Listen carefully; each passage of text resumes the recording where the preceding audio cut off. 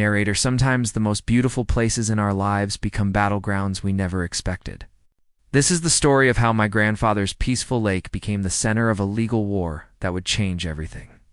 But it's also about something deeper, about family legacy, standing up for what's right, and the courage it takes to fight back when others try to take what isn't. There's narrator. After 23 years in the city, I was finally coming home. Not to the house where I grew up, but to something even more special, my grandfather's estate.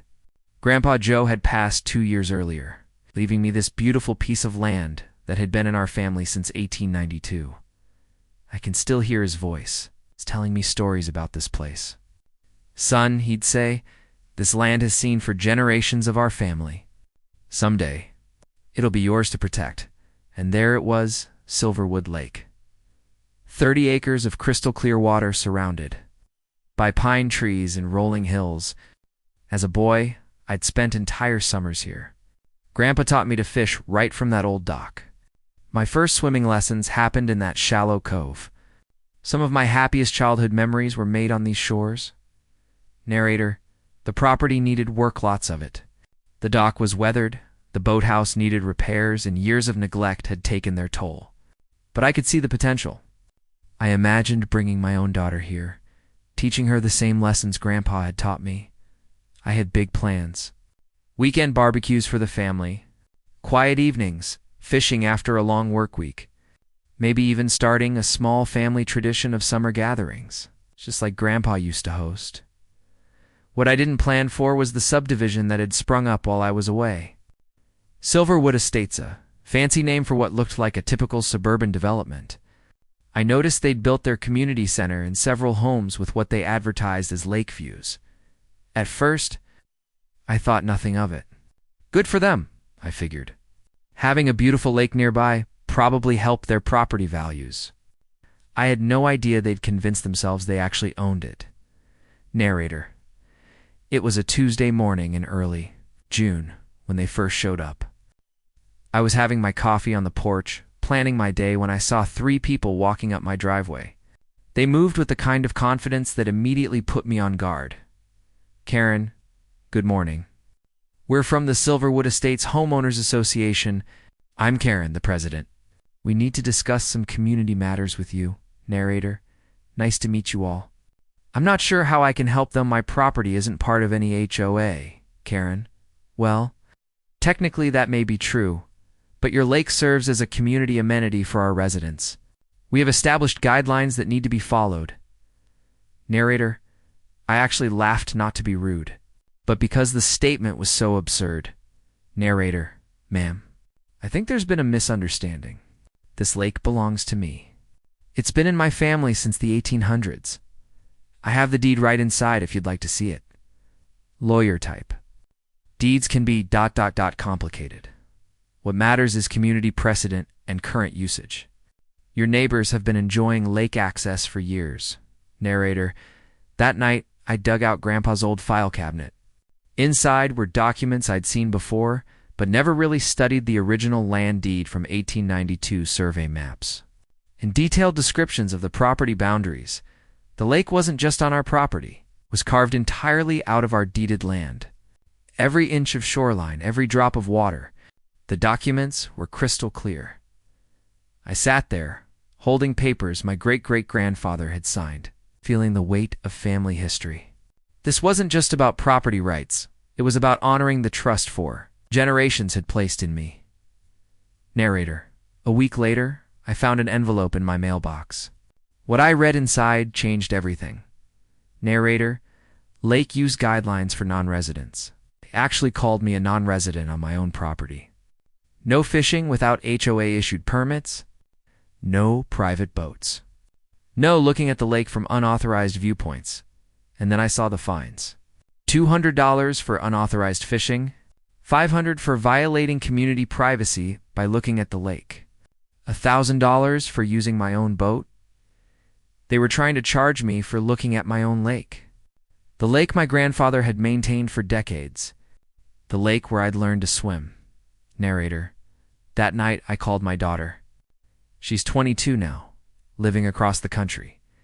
I told her about the lake, about the plans I had, about the memories I wanted to share with her. And then I told her about the letter. She was quiet for a long moment. Then she said something that changed my perspective.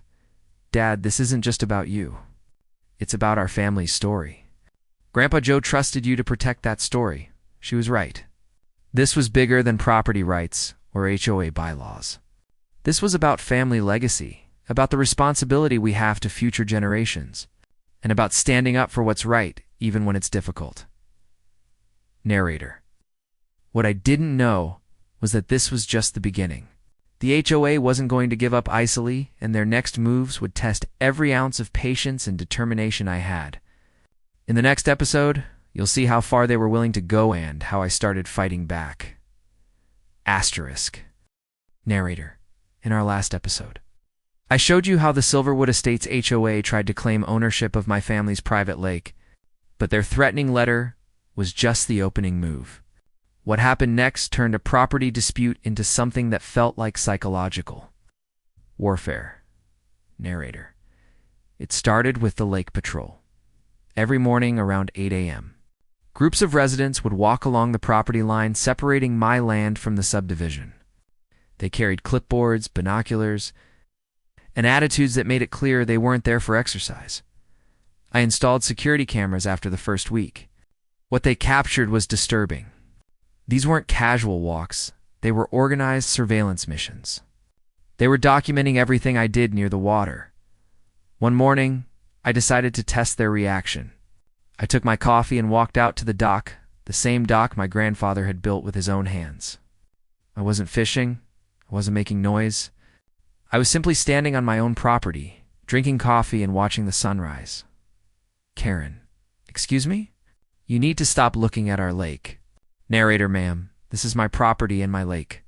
I'll look wherever I want. Karen. That lake serves our entire community. Your selfish behavior is disrupting the peace and tranquility our residents deserve. Narrator. That confrontation opened the floodgates. The HOA distributed flyers to residents calling me a hostile neighbor and encouraging them to protect community resources. The result was predictable. Suddenly, I was dealing with trespassers almost daily. Families would bring their children to swim in their lake. Teenagers used my dock for diving competitions. Couples had romantic picnics on my shoreline. Narrator. Excuse me, this is private property. You need to leave, swimmer. The HOA said we could use it. It's for everyone in the neighborhood. Narrator. The HOA doesn't own this lake. I do, swimmer. That's not what they told us. They said you were just being difficult. Narrator. I ordered professional signs big. Clear markers that read private property and nitrogen monoxide, trespassing, installing them around the lake's perimeter. By Monday morning, every single sign was gone. Not blown away by wind, deliberately removed. Some were found in the subdivision's dumpsters. I replaced them. They disappeared again. This happened 4 times before I realized I was fighting a losing battle with signs. They were determined to create the illusion that the lake was public property. Narrator. Then I saw how they were manipulating their own residents. The HOA newsletter painted me as an outsider trying to steal community resources. They claimed I was threatening legal action against families just for enjoying nature. Newsletter excerpt. The hostile property owner adjacent to our beautiful lake has been harassing residents and making unfounded legal threats. Remember, our lake access is a founding principle of Silverwood Estates. Narrator. They were creating a false narrative, turning their own residents against me before we'd even met. Good people were being told I was the villain in a story where I was actually the victim. Narrator. 2 months after the harassment began, I noticed something that made my blood run cold. The lake level was dropping. At first, I thought it might be seasonal variation or drought conditions, but I'm a detail-oriented person comes from 23 years in project management. I started measuring and documenting the water level daily. What I found was shocking. The lake was dropping at a rate that couldn't be explained by natural causes. That's when I found it, a freshly dug trench leading from the far side of the lake into the HOA stormwater management system. They weren't just claiming my lake anymore. They were actively stealing from it. I stood there looking at that trench, and I felt something I hadn't experienced since my father's death, a profound sense of betrayal and loss. This lake represented 4 generations of family history, and these people were literally draining it away. Narrator, I confronted the contractors working on the trench. What one of them told me changed everything. Contractor, look man, I just do what I'm paid to do. The HOA said to divert some water flow to keep the lake from attracting too many outsiders. They want it smaller and less appealing. Narrator, they ain't just stealing my water, they were trying to destroy what made the lake special. This was no longer about property rights or HOA overreach. This was about malicious destruction of a natural resource that had existed for over a century. That night, I sat on Grandpa's old porch and made a decision. I could continue trying to reason with unreasonable people, or I could fight back using the law. I chose to fight. In our next episode, you'll see how I began building a case that would expose the truth about what the Silverwood Estates HOA was really doing and how their own actions gave me the evidence I needed to win. Asterisk. Narrator. There comes a moment in every battle when you realize backing down isn't an option anymore. For me, that moment came when I found them draining Grandpa's lake. But fighting a legal battle against an entire HOA? That's not something you do lightly, especially when they have lawyers and seemingly unlimited resources. I spent that first night looking through photo albums. Pictures of my grandfather teaching my father to fish, my father teaching me, family reunions, birthday parties, quiet Sunday afternoons, for generations of memories, all centered around this lake. I realized I wasn't just fighting for property rights. I was fighting for my family's legacy. Narrator. Finding a lawyer who specialized in property and water rights wasn't easy in our small town. I made dozens of calls before I found attorney Michael Harrison, who had handled similar cases in neighboring counties. Attorney Harrison, tell me exactly what's happening, and show me everything you've documented. Narrator. I spread out my evidence, the original deed, photos of the drainage system, videos of trespassers, copies of the HOA's threatening letters. Mike studied everything for nearly an hour before he spoke. Attorney Harrison. I've seen HOA overreach before. That this is extraordinary. They're not just violating property rights, they're committing multiple crimes. Water theft, fraud, harassment, possibly environmental violations. The question isn't whether you can win. The question is how badly you want to expose what they're doing. Narrator. Mike taught me something important. Legal battles, evidence is everything. Emotions don't matter. Good intentions don't matter. What matters is what you can prove in court. We started with the historical record. The county courthouse had original survey maps from 1892 showing the exact boundaries of the lake. We found water rights documentation that had been filed and maintained for over 130 years. Then we brought in an environmental engineer to document the illegal drainage system. His report was damning. The HOA had diverted nearly 40% of the lake's water supply without permits. Environmental impact studies were legal authority, but the most powerful evidence came from my security cameras and personal documentation. Hours of footage showing trespassing, harassment, and the systematic destruction of my property. Narrator. The breakthrough came when I caught one of the contractors on video. I approached him while he was working on the drainage trench, and what he told me was exactly what we needed. Contractor. Yeah, a president told us to drain it down so it wouldn't attract outsiders. She said they needed to make it less appealing to the property owner. Something about teaching him a lesson. Narrator. There it was. Recorded confession of malicious intent. They weren't just claiming community rights. They were actively destroying my property to force me out. Narrator. Mike suggested something. I hadn't considered going public with the story. Sometimes, he said, legal pressure works better when combined with public pressure. I contacted Jennifer Walsh at the county newspaper. She was skeptical at first stage. OA disputes are common. But when I showed her the evidence, her attitude changed completely. Journalist. This isn't just a property dispute. This is environmental destruction and fraud. Our readers need to know what's happening. Narrator. The headline ran the following. Joe. Local HOA accused of stealing century-old family lake. The article included photos, documents, and detailed evidence of the illegal drainage system. Narrator. The community response was overwhelming and not what I expected. Instead of criticism, I received support from neighbors I'd never met. Cards and letters arrived daily. We're rooting for you. Don't let them get away with this. Stand up for what's right. Many came from people who had their own negative experiences with HOAs in other neighborhoods. Local. Environmental groups got involved, demanding investigations into the water diversion. The State Environmental Protection Agency opened an inquiry. Suddenly, the HOA wasn't just fighting me, they were fighting public scrutiny. Narrator. The publicity made them desperate, and desperate people make mistakes. Instead of backing down, they escalated their harassment. They filed fraudulent lien notices against my property. They sent cease and desist letters threatening legal action if I continued spreading lies. They even tried to get the newspaper to retract the story. Karen left voicemails that my attorney later described as evidence of harassment and potentially criminal intimidation. Every aggressive action they took gave us more ammunition for court. Narrator. By October, we had built an overwhelming case. Historical documentation proving ownership. Environmental reports showing illegal water diversion. Video evidence of trespassing and harassment. Financial records showing the HOA's fraudulent claims about community amenities, but the HOA had resources too.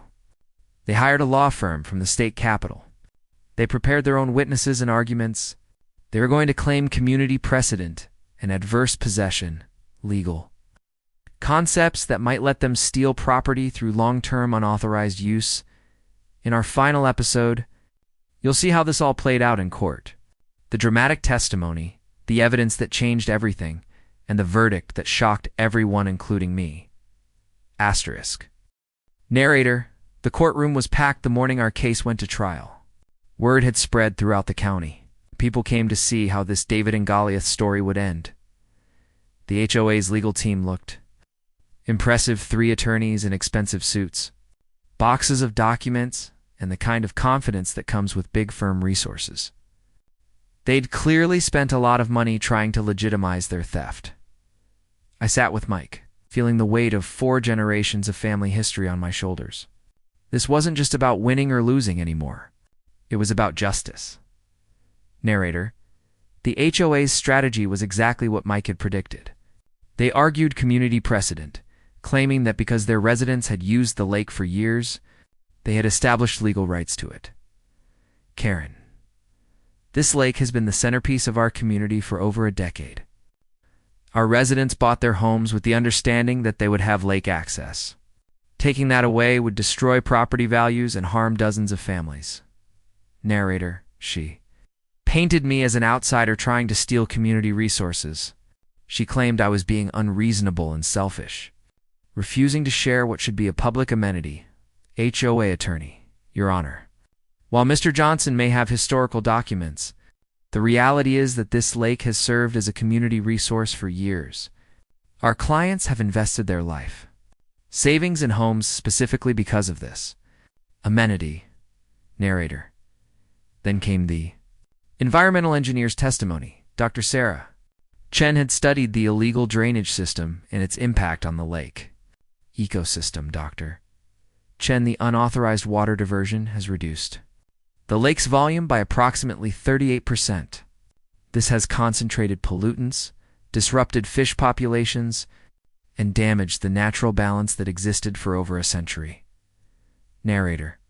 She showed the court photos of dead fish, algae blooms, and shoreline erosion, all direct results of the HOA's interference with the lake's natural water levels. Dr. Chen. This isn't just property damage. This is environmental destruction of a century-old ecosystem. Narrator. When it was my turn to testify, I tried to help the judge understand what this lake meant to my family. Narrator. Your Honor. This lake isn't just property to me. It's where my grandfather taught my father to swim, where my father taught me to fish, where I hope to bring my own daughter someday. It represents 4 generations of family memories. I presented the original 1892 deed, survey maps and documentation showing continuous family ownership for 133 years. Every document told the same story. This was private property, legally owned and properly maintained by my family. Then I showed the video of the contractor admitting the HOA had ordered him to drain the lake to teach me a lesson. The courtroom was silent as that played. Narrator, the turning point came when Mike presented the HOA's own marketing materials. Brochures advertising pristine lake views and exclusive waterfront lifestyle, all based on a lake they didn't own real estate listings for. Silverwood Estates homes specifically mentioned lake access and community waterfront amenities. They had been selling access to my property for years. Mike Harrison, Your Honor, this isn't just trespassing or harassment. This is systematic fraud. They've been selling what isn't theirs to sell. Then came the financial evidence. The HOA had collected lake maintenance fees from residents' money, meant to maintain a lake they had no right to access. They'd profited from my family's property for years. Narrator Judge Martinez asked tough questions that showed he understood exactly what was happening. Judge Martinez, counselor, how does your client claim ownership of property with a clear, unbroken chain of title dating back 133 years? HOA attorney, Your Honor, we believe community usage and investment create legitimate expectations. Judge Martinez, that's not what I asked. Do you have any legal documentation showing your client owns this lake? HOA attorney, not ownership per se, but community rights. Judge Martinez, that's a no. Then, narrator, after deliberating for less than an hour, Judge Martinez returned with his ruling. Judge Martinez, this case represents one of the most clear-cut property rights violations I've seen in 20 years on the bench. The plaintiff has presented overwhelming evidence of legal ownership. The defendant has presented no evidence of legal claim to the disputed property. Furthermore, the evidence of malicious destruction, fraud, and systematic harassment is disturbing. The defendants will immediately cease all interference with the plaintiff's property, pay for environmental restoration, and compensate the plaintiff for damages. The total damages, $3.2 million. Narrator, the verdict devastated Silverwood Estates. Unable to pay the judgment, the HOA dissolved within months. Several board members, including Karen, lost their homes and faced personal bankruptcy. The lake restoration began immediately. Environmental contractors filled in the illegal drainage trenches, restored natural water flow, and began the process of ecosystem recovery. I installed proper fencing, security systems, and clear boundary markers. There would be no confusion about property lines ever again. Narrator, this battle taught me several important lessons. First, bullies often back down when faced with real consequences. Second, documentation and evidence matter more than emotions in legal disputes. But most importantly, I learned that standing up for what's right often inspires others to do the same. I received hundreds of letters from people facing similar situations, thanking me for fighting back. Narrator, today, Silverwood Lake is thriving again. The water levels have returned to normal. Fish populations are recovering. The ecosystem my grandfather protected for decades is healing. Last summer, my daughter visited for the first time since the legal battle ended. I taught her to row in Grandpa's old canoe, just as he had taught me. We fished from the same dock he built with his own hands. She asked me if it was worth all the stress and legal fees. I showed her the lake at sunset, explained the family history, and told her about the responsibility we have to protect what previous generations built. Sometimes fighting for what's right isn't easy. Sometimes it's expensive, stressful, and lonely. But some things are worth fighting for: family, legacy, justice, and the principle that might doesn't make right. Grandpa Joe always said this land would be mine to protect someday. I kept that promise. And someday when my daughter has children of her own, she'll understand why it mattered so much. Asterisk.